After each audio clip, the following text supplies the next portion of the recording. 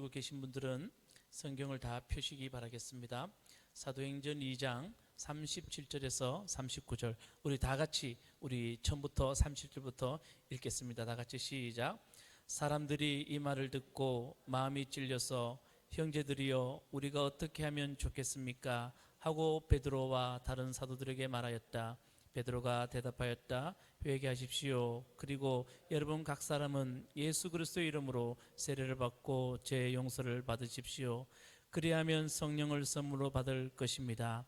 이 약속은 여러분과 여러분의 자녀와 또 멀리 떨어져 있는 모든 사람 곧 우리 주 하나님께서 부르시는 모든 사람에게 주신 것입니다. 아멘. 자, 오늘 또 하나님의 귀한 은혜가 이 맥주 감사주일 아침에 여러분들과 함께 하기를 주님의 이름으로 축복합니다. 오늘 감사에 대해서 제가 설교를 준비하면서 여러분 우리 먼저 한번 질문해 봅시다.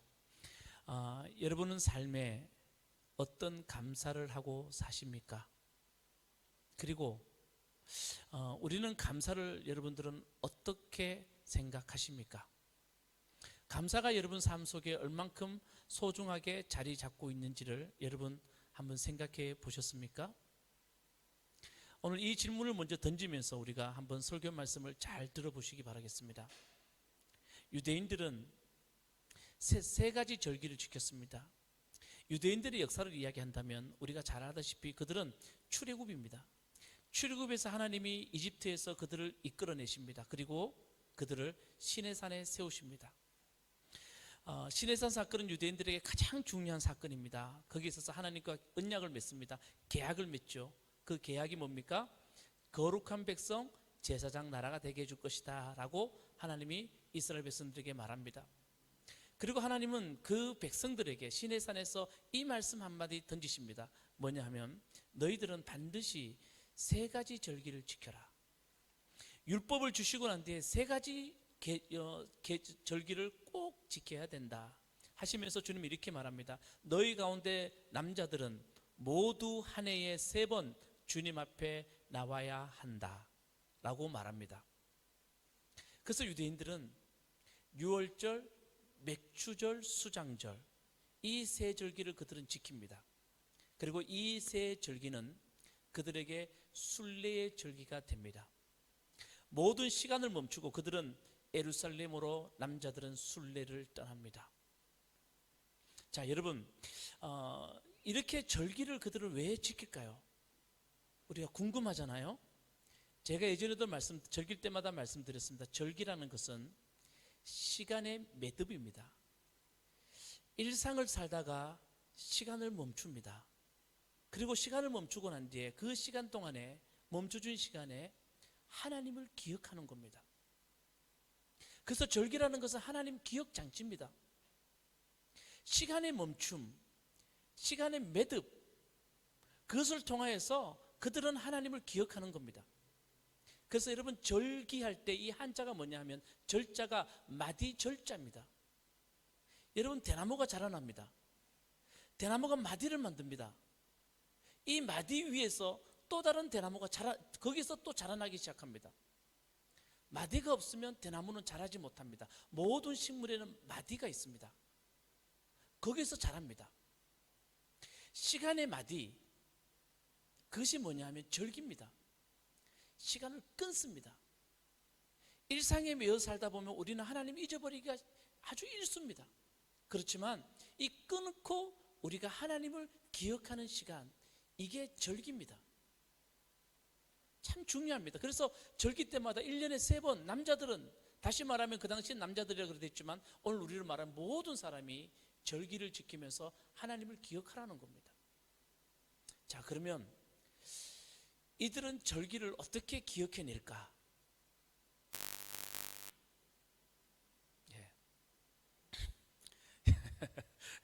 자, 이들은 절기를 어떻게 기억해낼까? 한번 보십시오, 여러분.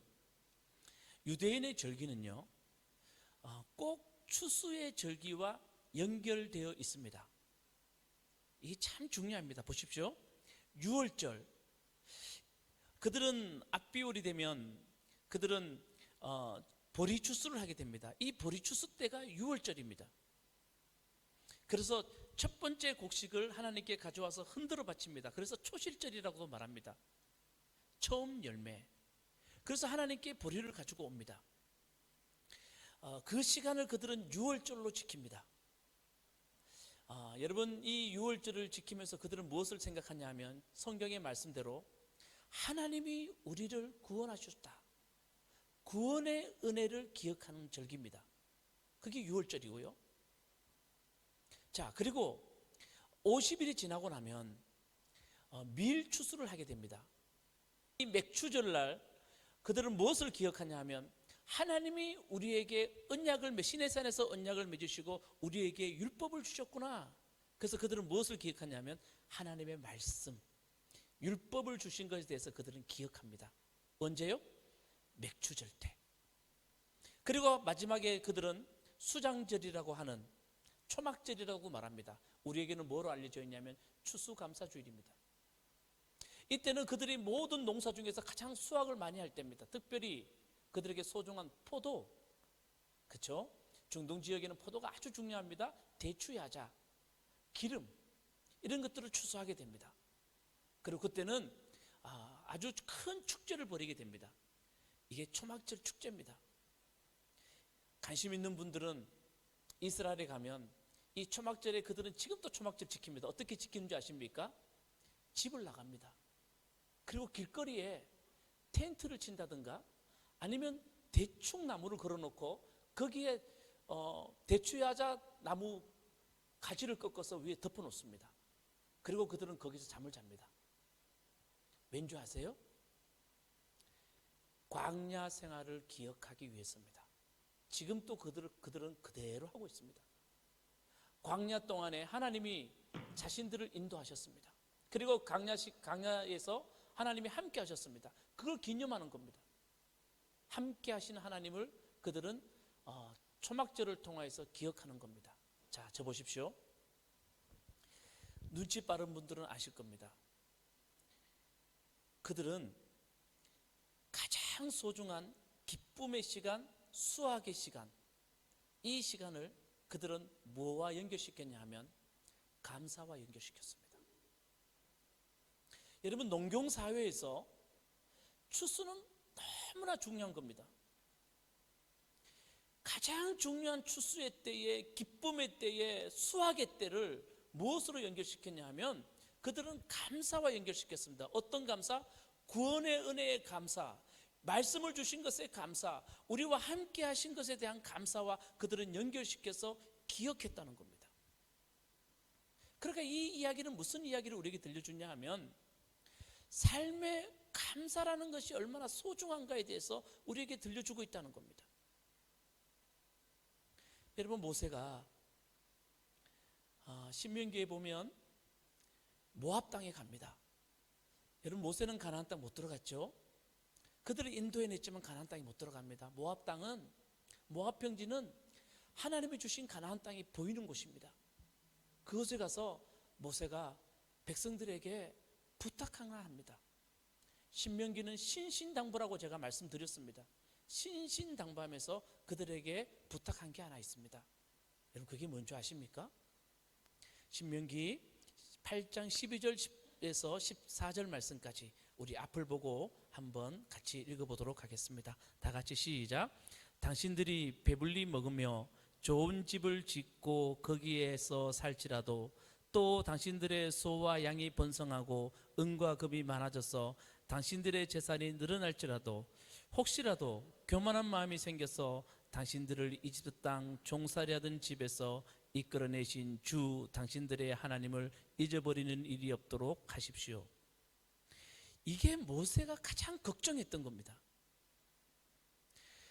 여러분, 배부르고 좋은 집 살고 소와 양이 번성하고 은과 금이 많아지면 좋겠죠. 그런데 여기에 감사가 빠져버리면 하나님 잊어버린다는 겁니다. 여러분, 이 말씀 한번 가만히 보십시오. 저는 이 말씀 읽을 때 제가 성경이 뭐라 적었냐면 참 유치하다, 참 유치한 부탁을 하네. 배부르면 하나님 잊어버린다. 그러니까 하나님 잊어버리지 마라. 참 사람이라는 것이 참 이런 존재입니다. 배부르고 등 땄으면 그때 되면 하나님 더 잘 섬길 것 같은데 거기에 감사 빠지면 하나님 잘 안 섬깁니다. 힘들 때는 교회 와서 주여 주여 하고 부르짖지만요, 살만하면요 주님 안 찾아요. 주님께 나오지도 않아요. 그게 인간이에요. 되게 유치한 거죠. 그렇게 유치한 게 인간이에요. 그래서 모세는 그렇게 부탁하는 거예요. 제발 너희들은 가나안 땅 가면 거기서 좋은 집 짓고 배부르면 하나님 잊지 말라는 거예요. 그래서 여러분, 우리가 쉽게 일상에서 감사를 잊어버리기 때문에 절기라는 것은 마디절, 끊어서, 시간을 끊어서 하나님을 기억하는 것이 절기예요. 그래서 감사가 없으면 우리 삶이 하나님을 잊어버리고 산다는 거예요. 다른 사람은 늘 열심히 가서 아침에 땀을 흘리고 일을 해요. 인간의 셈법만 보면요, 이건 정말 불공평해요. 감사가 없이는 그렇다는 거예요. 여러분, 먼저 온 자들에 대해서 예수님이, 그들이 불평을 듣고 예수님이 뭐라 그런지 아십니까? 예수님의 이 말이 우리의 가슴에 정말 비수를 꽂습니다. 예수님 뭐라 그러냐면, 첫째가 꼴찌가 되고 꼴찌가 첫째가 된다. 이 말을 기억해야 됩니다. 우리의 삶을 꼴찌처럼 살아가, 예수님 눈에 보기에 꼴찌처럼 살아가는 사람이 어떤 사람들인가? 공부 못하고 돈 못 벌고 다른 사람보다 뒤처지는 사람이 아니라 삶에 주어진 것을 감사함으로 받아들이지 못하는 사람들, 내게 주어진 소중한 것들을 감사함으로 받지 못하는 사람들, 그 사람들에게 예수님이 너희는 삶을 참 꼴찌처럼 살아가는구나, 주어진 것을 받아들일 수 있는 힘이 없는 것만큼 삶을 꽃질처럼 살아가는 게 어디 있겠습니까? 예수님 그들에게 그렇게 말씀하셨습니다.